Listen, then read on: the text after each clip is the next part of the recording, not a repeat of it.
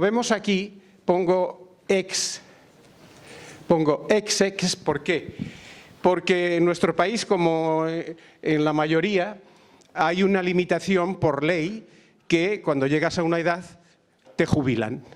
Yo en el curso 2012-2013 pues alcancé la jubilación en la Universidad de Barcelona. Bien, pues en ese año pues me jubilaron, pero yo continúo en activo, jubilado pero no cansado, retired but not tired, y continúo dando cursos, continúo asistiendo a conferencias, o sea, lo mío, y visito una vez a la semana en el centro que fundé en 1977. Este es el día de mi jubilación en la Universidad de Barcelona, una de la mayor de España, y esto es en el patio con mi mujer, y ahora vamos a entrar en materia. Les quiero introducir en un procedimiento para tratar las desalineaciones de la columna vertebral que empezamos a estudiar con un cirujano en escoliosis, el doctor Joaquín Tresserra Llauradó, hace muchos años. ¿Y en qué consiste esto? Pues en no llegar a la cirugía. Yo lo siento por los cirujanos, pero nosotros lo que intentamos, antes de nada, el tratamiento conservador, sobre todo si los niños se diagnostican precozmente, antes de los 10 años, cuando el RISER es muy bajo, el hueso es muy tierno, en ese momento nosotros estamos en medida de prestar un gran servicio a los niños para evitarles el sufrimiento, a los padres para evitarles la angustia y a la sociedad para ahorrarle mucho dinero. De ahí que hay un programa europeo que se originó en Alemania, ha dado cantidades importantes a la Universidad de Dresden para implementar y no tener que llegar a actos cruentos. Ya saben que la escoliosis es una de las enfermedades importantes que, de no curarla en épocas tempranas, trae muchas consecuencias y representa la tercera enfermedad social. Todos sabemos, estos son pensamientos que existían, que por esto estoy hoy aquí, que es el origen de todo este trabajo. Pensaban que nuestra profesión, la fisioterapia, pues que era simplemente una cosa complementaria. Nos utilizaban para reforzar la musculatura, para flexibilizar, pero en la práctica diaria yo eso no lo veía. Y esto lo decían eminencias. Estos es de la Universidad de Pamplona, Cañadell, era el cátedro, y esto está publicado en 1971. Pero miren qué pasó 18 años más tarde. Esos criterios pues se cambiaron. En 1989, en la revista de Ortopedia y Traumatología, publicado por el doctor Joaquín Tresserra y por mí, ya decimos aquí, después de un trabajo experimental, que la fisioterapia bien hecha y en épocas tempranas puede corregir la escoliosis, sea progresiva o no. ¿Cómo llegamos a esto? Todos sabemos que una escoliosis, vemos esta de aquí, importante, se rompe el paralelismo en los espacios intervertebrales. ¿Qué ocurre? Que aumentan las fuerzas de presión en un lado de la vértebra y disminuyen en el otro. Estas fuerzas, si no las cambiamos, van a continuar empeorando el hueso toda la vida del individuo y mucho más rápidamente en la aceleración del crecimiento del niño. Luego, nosotros, observando, porque yo en el año 79 publiqué un libro donde por medio de presiones aquí para una hipercifosis veíamos que corregíamos. Entonces, cuando yo tenía reuniones con mi amigo, el doctor Joaquín Tresserra Llauradó, en paz descanse, discutíamos. Es que podemos, y él decía que no, que vosotros no podéis hacerlo. Pero yo es lo que veía en la práctica diaria. Por eso, de estas observaciones y de la práctica diaria, surgió esta hipótesis de trabajo, que si fuerzas asimétricas de la escoliosis que generamos en nuestras actividades de vida diaria pueden empeorar una deformación, otras fuerzas superiores aplicadas en dirección contraria tendrían que modificar y contrarrestar la deformación. Esta hipótesis de trabajo nos sirvió para hacer el estudio experimental. Para ello hicimos una tesis, un proyecto científico donde demostramos con el 99,99 de certeza que unas técnicas aplicadas, que ahora me voy a explicar, en unos conejos fueron las responsables de modificar la evolución de la escoliosis. Y para ello, ¿qué hicimos? 40 conejos de 25 días de edad, le provocamos una constotransversectomía para crear una escoliosis experimental. Esta constotransversectomía ya la había realizado Lange Skjöld allá en Suecia y mi amigo el doctor Joaquín Tresserra Gallardo, que hizo la tesis doctoral en 1964. ¿Qué hicimos? ¿Por qué cogimos un conejo? Porque en seres humanos no íbamos a poder encontrar un número de seres humanos con la misma escoliosis, con la misma edad, con las mismas características, era imposible. Y por otra parte, sería antiético tratar un grupo y dejar al otro sin tratar. Por eso elegimos al conejo y, ya digo, de 25 días de edad, pues en pleno periodo de crecimiento, para hacer hicimos esta constotransversectomía, descubrimos las costillas de la torácica 6 a la torácica 9, hicimos una resección superióstica y extrajimos con este esquema 1 centímetro proximal. Automáticamente generamos luego cerramos los planos, naturalmente, estas son las 4 costillas, los 4 trozos de costillas, y este es el esquema que reproducimos. Este estudio demostró que los 2 grupos de conejos, 20 y 20, eran 40 en total, reproducimos una escoliosis homologable. 40 conejos los sometimos a tratamiento diario de técnicas de fisioterapia y los otros 20 los dejamos evolucionar espontáneamente. Y la fisioterapia la aplicamos desde el mes, los operamos a los 25 días, dejamos unos días para recuperación de la herida y todos los días los profesionales de mi centro y yo mismo íbamos a hacer fisioterapia a esos 20 conejos. Los otros, como digo, los dejamos evolucionar espontáneamente. ¿Qué pasó al cabo de 4 meses? Pues que los conejos que hicieron tratamiento apenas hicieron escoliosis y los que no hicieron tratamiento fue terrible la escoliosis que hicieron. ¿Qué hicimos? Una fijación, una elongación y una derrotación. De ahí viene FET, fijación, elongación y derrotación de la columna vertebral del conejo. Luego, nuevamente suspendíamos al conejo con nuestra mano y con el pulgar aplicábamos sobre el ápex del arco patológico. El estudio demostró que los conejos que hicieron tratamiento solamente hicieron 25,6 grados COP, mientras que los que no hicieron tratamiento hicieron más del doble. Esto fue única y exclusivamente debido a las fuerzas externas que aplicábamos con nuestras manos en el grupo de conejos tratados. No sé si voy muy rápido y me entienden bien. Este es un conejo tratado que apenas hizo escoliosis y el otro que no hizo, vean la gran escoliosis que se fue. Luego, un conejo, esta es la pieza de disección, no tratado en comparación con uno tratado. Luego, la hipótesis ya dejó de ser una hipótesis, es una realidad. Si se diagnostican los niños tempranamente y se les aplica un tratamiento correcto, yo no digo que la totalidad, los cirujanos van a seguir teniendo trabajo, seguro, pero no tendrán tanto como normalmente algunos ya se lamentan de haber operado tantas escoliosis cuando no habría sido necesario. Este estudio, hecho metodológicamente y con todas las normativas éticas y habidas y por haber, demostró, ya digo, con el 99,99 de certeza que las técnicas de fisioterapia, está publicado en varios sitios y luego mi universidad ha hecho también varias ediciones de un libro y amparándonos de estas técnicas que aplicamos en los conejos, pensamos cómo aplicar en el ser humano. El ser humano no lo puedes manipular con la mano como un conejo. Luego teníamos que diseñar un sistema que nos permitiera aplicar en el ser humano las mismas fuerzas que habíamos aplicado en los conejos.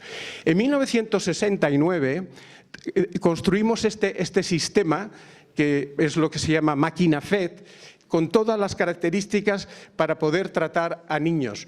¿En qué consiste? Fijamos el extremo proximal del arco patológico y el distal y aplicamos una fuerza contraria que en los niños que son todavía muy jovencitos, podemos trasladar el arco patológico del otro lado. Todo esto va a provocar una serie de cambios en el hueso, en los cartílagos, en los músculos, en los receptores sensoriales, que son los que curan, en definitiva, la patología de la columna vertebral. Este es el sistema primitivo que aún está funcionando, que podíamos aplicar en el ser humano todas las fuerzas o las fuerzas parecidas a las que habíamos realizado con los conejos. Y en el ser humano, aún mejor, porque en el ser humano es inteligente y los conejos no nos ayudaban, pero el ser humano nos ayuda, con lo cual los resultados aún son mejores. Esta es la progresión. Ahora en Alemania están haciendo un robot especial porque la Unión Europea ha dado mucho dinero, porque sabe lo que se juega, para crear un robot. Los ingenieros de la Universidad de Dresden están a punto de terminarlo, creo que antes de Navidad estará perfeccionado el sistema. ¿Y qué hacemos con esto? Pues al colocar los fijadores y aplicar una fuerza correctora y derrotatoria, no solamente influimos sobre el osteocito, el miocito, el condrocito, sino también sobre los sensores, porque saben muy bien, los que están aquí, que los receptores o órganos tendinosos de Golgi son receptivos a la tensión. Si nosotros aplicamos una gran fuerza, automáticamente provocamos respuesta en los músculos del lado cóncavo, que va al cerebro. Como la máquina presiona durante 40 segundos y relaja durante 10, esto se puede modificar en función de la rigidez que se tiene que hacer en el paciente, de la rigidez que evaluamos al paciente, pues estos cambios van haciendo que el niño escoliótico, el cerebro, comience a entender cuál es la posición correcta, porque el niño escoliótico no puede corregirse porque no hay señales. Los receptores del lado cóncavo están atrofiados. Esto llevamos el primitivo sistema a un laboratorio de rayos X y este es el efecto. Vean aquí el brazo mecánico y tenemos horas y horas de filmación para comprobar cómo modificamos las presiones en el lado cóncavo y aumentamos las del lado convexo. O sea que cambiamos totalmente Claro, sabe muy bien que el cartílago epifisario de la parte superior e inferior de la vértebra hace que la vértebra crezca a lo alto. Y luego unos desconocidos, que son los cartílagos neurocentrales, son los que hacen que crezca el arco neural de un lado y de otro.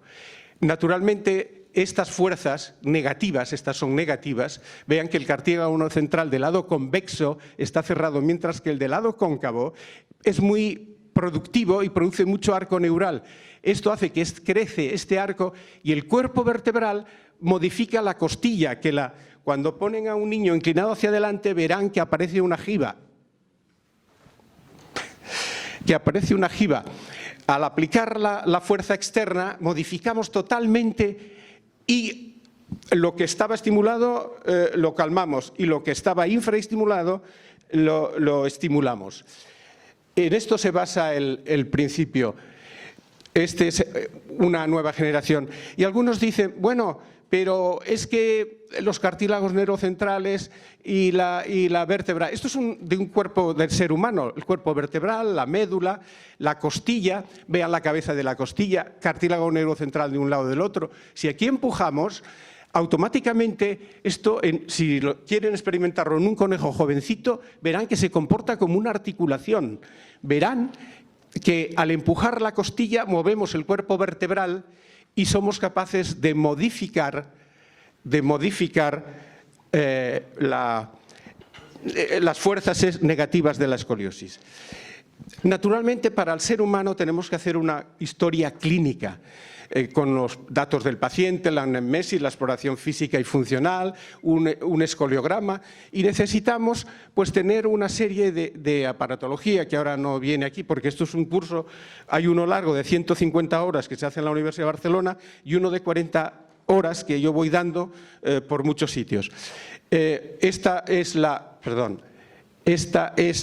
hoja donde hay la anamnesis con todo el protocolo de preguntas al paciente para saber si ha habido antecedentes en los abuelos, en los padres y todo lo que ha pasado durante el periodo de embarazo, el parto, etcétera. Es un poco complejo. Y luego la exploración física y funcional. Aquí es para llevar el control cada 6 meses de las radiografías. Esto es lo que yo hacía en la sanidad pública. Hay normalmente contraindicaciones. Naturalmente, si encontramos que hay abscesos, que hay afecciones, artritis, enfermedades cardíacas importantes, que hay problemas de fiebre, los hipotensos hay que tener cuidado, si hay osteoporosis, en fin, tuberculosis, tumores, metástasis, toda esta serie de...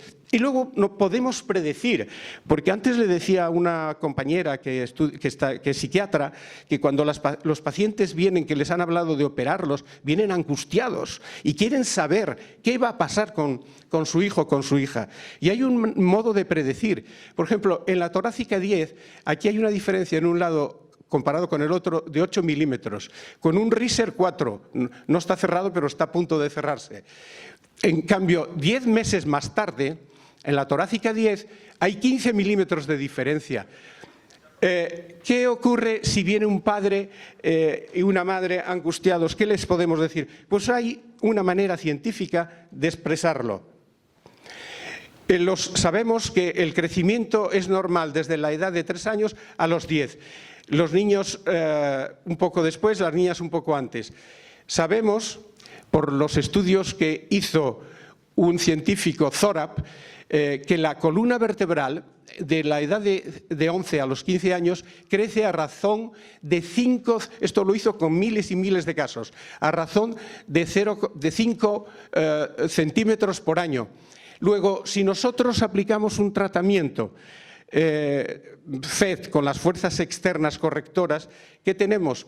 Que 5 por 10 por los 4 años son 200 milímetros. Si lo dividimos entre las 29 vértebras, podemos recuperar unos 7 milímetros del cuerpo vertebral. Luego, si, como decíamos anteriormente, hay la medición que hay entre un lado y el otro es superior, ya sabemos en algunos casos que no vamos a poder corregir la columna vertebral. Esto para nosotros es lo ideal, 34 grados COP. 15 grados de rotación, solamente hay 2 milímetros. En 3 meses, este caso está corregido. Si no se hubiese hecho, esto se puede transformar en un gran problema de sufrimiento para el niño y pérdidas económicas para la sociedad. Naturalmente hay que preparar con electroterapia, termoterapia, la región que se va a tratar. Luego hay que aplicar 30 minutos mínimo dentro del sistema. Y ahí la relajación, que puede oscilar entre 40 y 20 segundos, y la presión entre 20 y 40 segundos y la relajación entre 10 y 15. El componente, yo no puedo entrar ahora en detalle, explicarles todo porque es un poco complejo para explicar en una conferencia así. Hay que hacer una buena fijación tridimensional del raquis. Y no hay riesgo de fractura, porque también lo hemos calculado. Para ir en brevedad, el hueso cortical humano puede soportar hasta 16 kilos por milímetro cuadrado. Nosotros, empleando 100 kilos de presión, lo máximo que podemos aplicar es 0,05 kilos por milímetro cuadrado. Es imposible. De hecho, nosotros con cientos y cientos de casos jamás hemos experimentado. ¿Por qué sabemos eso? Porque estos autores han determinado lo que implica la fractura de un hueso humano. Bien, yo sé que ya estoy fuera de tiempo y lo siento mucho. También luego hay que hacer 30 minutos de una cinesiterapia y en un 15% se necesita un corsé complementario. Este es el doctor Chenot, que para mí se complementa el corsé del doctor Chenot, que es un francés, con nuestro sistema. Y este es cómo se fabrica un corsé de Chenot. Y no les voy a aburrir con la estadística, porque hay cantidad de... No les voy, además estoy fuera de tiempo. Estoy dispuesto a contestar a todas las preguntas que me quieran hacer y aquí les presento casos de antes y el después, que se ve claramente Pero ya les digo que hay 1.267 casos. No hay nadie que tenga, incluso en un médico de 78 años de edad, cansado de tomar fármacos, que no le solucionaban el problema, porque es de compresión. Y al ponerse en tratamiento dejó de tomarlo y le quitamos el dolor. Bien, yo creo que paro aquí.